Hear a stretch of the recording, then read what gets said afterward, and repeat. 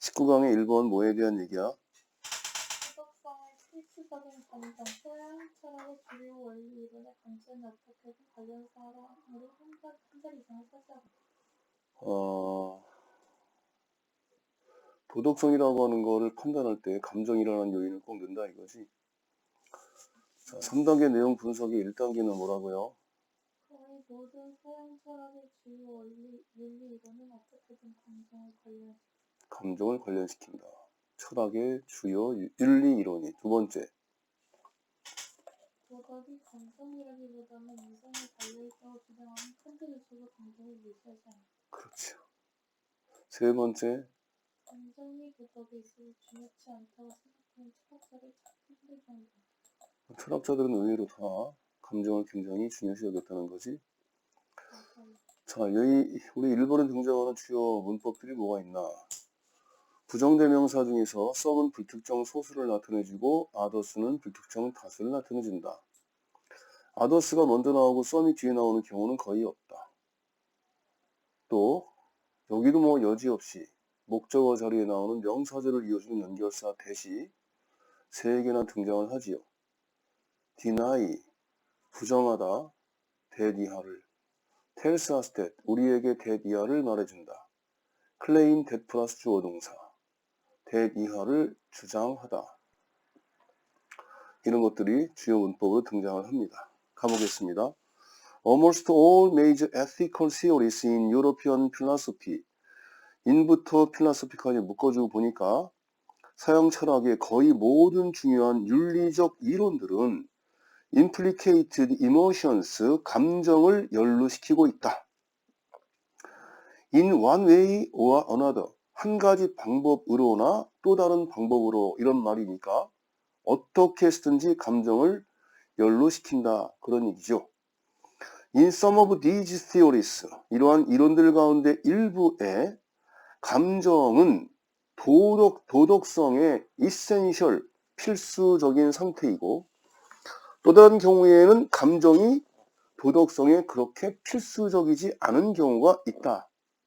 어쨌든 간에 필수적이냐 아니냐 그 차이지, 도덕성이라고 하는 거에 감정이 꼭 연루돼 있다, 그런 얘기죠. 언뜻 생각하면 아니 감정이 무슨 도덕적인 거하고 무슨 상관이야, 그렇게 생각하기 쉬운데 그렇지 않다는 얘기잖아요. 주어진 문장, 그러나 even those authors, 심지어는 그러한 저자들, 어떤 저자들, 데디아를 부인하는 저자들, 감정이 필수적이다. 에이, 무슨 감정이 필수적이야, 이렇게 감정의 필수성을 부인하는 저자들조차도 늘 find a place for them in moral psychology, 도덕 철학에서 그 감정을 위한 한 자리를 찾기는 한다. 어떻게 쓰든지 감정이라고 하는 것이 한 자리 차지하기는 해준다, 그런 얘기지. 이것은 적용이 되어지는데요. 심지어 칸트에게도 마찬가지입니다. 이 칸트라고 하는 사람은 악명 높은 사람이지, 그렇죠? 뭘로 악명 높은 사람이에요? 대디하를 주장하는 것으로 악명 높은 사람인데, 도덕성이라고 하는 것이 뭔 감정이야, 이성에 달려 있는 거야, 이걸 주장하는 걸로 악명 높은 것이지, 그렇죠? 일반적인 사람들한테 악명 높은 것이 아니라 철학자들 사이에서 그런 부분에 있어서는 악명이 높다, 이렇게 보는 거지, 그렇지? 칸트는 순수 이성 비판이라는 책을 쓴 사람이잖아, 그렇죠? 이성이라고 하는 것을 최고의 가치로 여기고 있는 사람이죠. 다음 문장 보니까 In Kant's system, 칸트의 체계에서 이성이라고 하는 것이 우리에게 대리아를 얘기해 주는 거죠. 뭘 얘기해? 우리가 도덕률을 따른다. 이렇게 칸트의 체계에서는 이성이, 우리가 도덕률을 따르지만 법으로부터의 행동은 법에 대한 존중으로부터 시작되는 것이고, 이것은 사람들에 대한 존중에 의해서 구성되어지고, 또 이것이 자연스러운 결과인데 각각의 개인의 존엄성을 인정하는 것의 각각의 결과이고, 각각의 개인은 법의 지배를 받는 행위자로서의 각각의 개인의 존엄성을 인정하는 것의 자연스러운 결과이다. 이렇게 얘기한다는 겁니다. 다시 얘기할까요? 칸트의 체계에서는요, 우리가 도덕률을 따르지, 그치? 자, 도덕률을 따른다라고 하는 것은 도덕을 규정한 법으로부터 나오는 행동이, 응? 도덕을 규정한 법으로부터 나오는 우리 행동이 있잖아, 그치요? 도덕적으로 이건 옳지 않은 행동이다. 그거를 법으로 규정해 놓은 게 있다는 거야. 근데 그 법의 규정에 따라서 우리가 행동을 할 때 이 행동의 시작은 뭐라는 거예요? 감정이다? 아니다지. 법에 대한 존중이다. 그런 얘기지요. 법에 대한 존중이란 말은 이성이라는 얘기예요. 이성. 감정으로부터 도덕적 행동이 나오는 게 아니라 법은 이성적으로 만들어진 것이기 때문에 법에 대한 존중으로부터 시작을 한다. 자, 근데 우리가 도덕률에 의한 행동, 이것이 법에 대한 존중으로 시작을 할 때, 이 법에 대한 존중이라고 하는 건 뭘 구성되어 있어요? 법에 대한 존중이라고 하는 거는 타인에 대한 존중과 마찬가지다 이런 얘기야. 도덕률은 타인에 대한 존중을 위해서 구성되어진 것이다. 그렇지 않아요? 도덕률이라고 하는 건 타인에 대한 존중으로 구성되어진 거고, 이 타인에 대한 존중이라고 하는 건 또 뭐냐? 자연스러운 결과다 이거지요. 무슨 결과예요? 법의 지배를 받는 행위자로서 각각의 사람의 존엄성, 모든 사람들이 감정의 지배를 받는 행위자가 아니라 법의 지배를 받는 행위자잖아. 법의 지배를 받는 행위자라고 하는 건 이성적 판단에 따르는 사람, 이런 말이잖아요. 감정적 판단에 따르는 행위자가 아니고, 법의 지배를 받는 행위자로서 각각의 사람에 대한 존엄성, 감정의 지배를 받는 사람이 아니라 법의 지배를 받는, 이성적 지배를 받는 행위자로서 각각의 사람에 대한 존엄성을 인정하는 자연스러운 결과가 바로 도덕률의 구성이라 이거지. 도덕률이요? 도덕률. 도덕률이 뭐예요? 도덕에 관한 법률.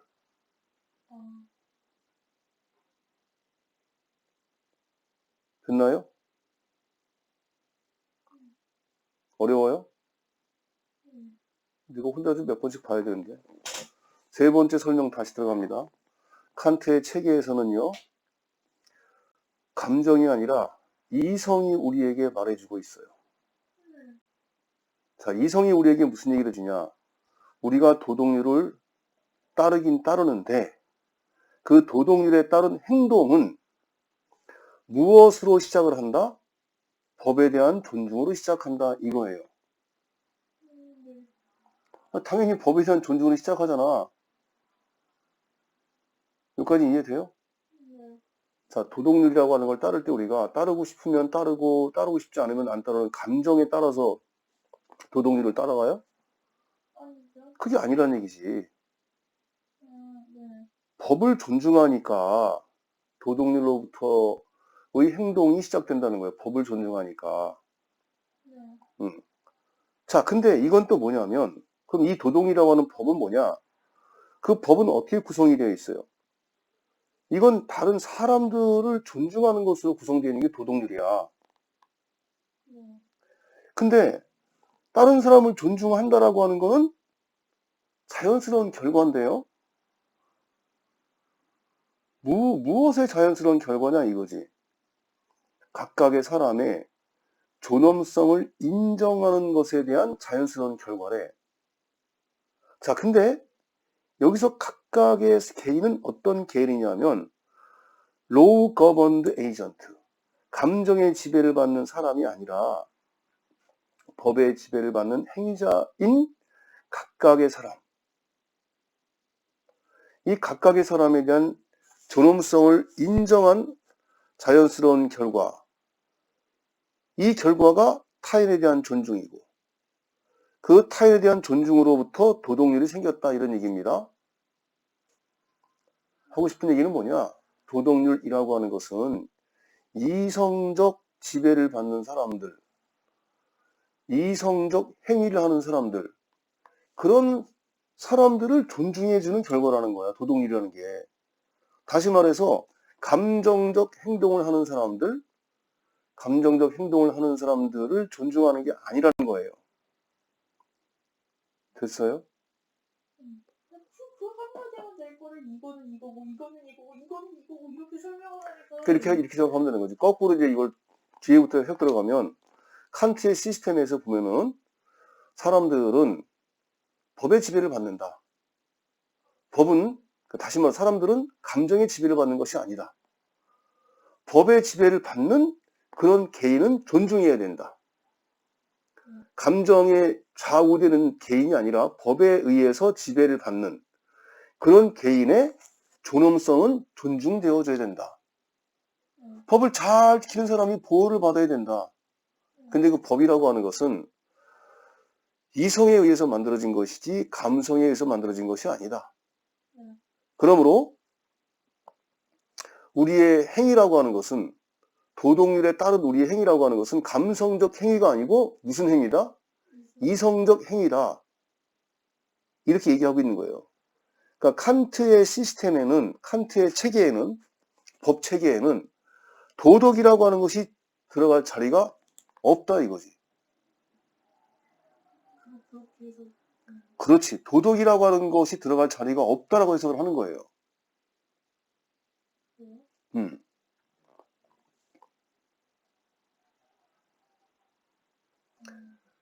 자, in addition to respect, 존중에 더해서 칸트는 이러한 주장을 하고 있대요. 도덕적 판단이라고 하는 것은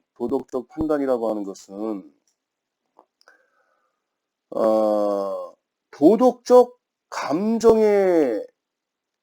감정이 동반되는 것이다.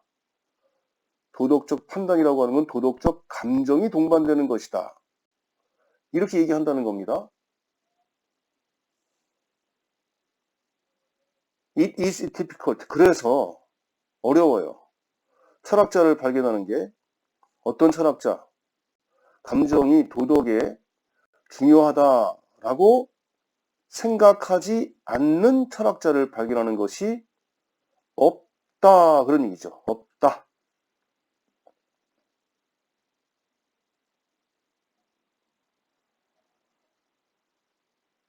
아니 근데 칸트 시스템에 어떻게 법 얘기하다가 도덕적 판단 얘기를 왜 하는 거예요? 근데 여기서는 지금 칸트는 자기의 철학 체계 내에서 도덕이라고 하는 것이 끼어들 자리가 없다 이렇게 얘기했는데, 여기서 이제 이 글이 왜 나오냐면 존중이란 말이 나와요. 존중. 칸트가 이야기한 거, 다른 타인에 대한 존중이란 말 나오잖아요. 이 타인에 대한 존중이라고 하는 것 자체가 사실은 감정이라는 거야. 그 뒤에 문장에 보니까 in addition to respect 이런 말 나왔잖아. 그렇죠? 존중 이외에도 이런 말입니다. 존중 이외에도. 칸트가 그렇게 이성을 강조한 것처럼 보이지만 사실은 그 사람이 이성을 강조한 자기의 그 도덕률에 대한 견해에 있어서도 타인에 대한 존중이라고 하는 표현을 썼다. 그러니까 칸트도 철저하게 이 감정이라고 하는 것을 배제시킬 수는 없었다. 그래서 바로 앞에 문장에서 이것은 심지어 칸트에게도 적용이 되는 것이다. 그런 말을 쓴 거지. 자, 그래서 이제 칸트가 자기의 그 철학 체계 내에서 존중이라고 하는 표현을 쓴 것 이외에도 칸트가 도덕적 판단은 도덕적 감정이 수반된다. 사실은 도덕적 판단이라고 하는 것은 법률적 근거가 동반된다. 이래야 되는데 칸트 자신이 도덕적 감정이 동반되는 것이 도덕적 판단이다 이렇게 얘기했다는 거예요. 그러니까 칸트조차도, 이성을 강조한 칸트조차도 도덕적 판단이라고 하는 용어를 썼다는 거야. 그리고 도덕적 판단이라고 하는 것은 도덕률이라고 하는 법에 의해서만이 아니고 도덕적 감정이라고 하는 것이 수반되는 것이다. 이 말을 왜 여기다 썼느냐? 칸트같이 그렇게 이성을 강조한 사람도 감정이라고 하는 부분을 전혀 완전히 배제시키고는 글을 쓰지 못했다는 얘기를 하는 거지. 그래서 칸트에게조차도 적용이 된다. 이렇게 얘기를 한 거죠. 그러니까 칸트조차도 이럴 정도이니, 응? 그 감정이라고 하는 것이 도덕률에 중요하다라고 생각하지 않는 철학자를 발견할 수 있겠는가? 그런 얘기지. 이해가 되겠어요? 아주 어려운 얘기는 아닙니다. 그 다음 부분을 보면 이 집은 선생님이 정말 수업을 2번 하셨어요. 어떤 거? 이, 그 다음 질문? 예.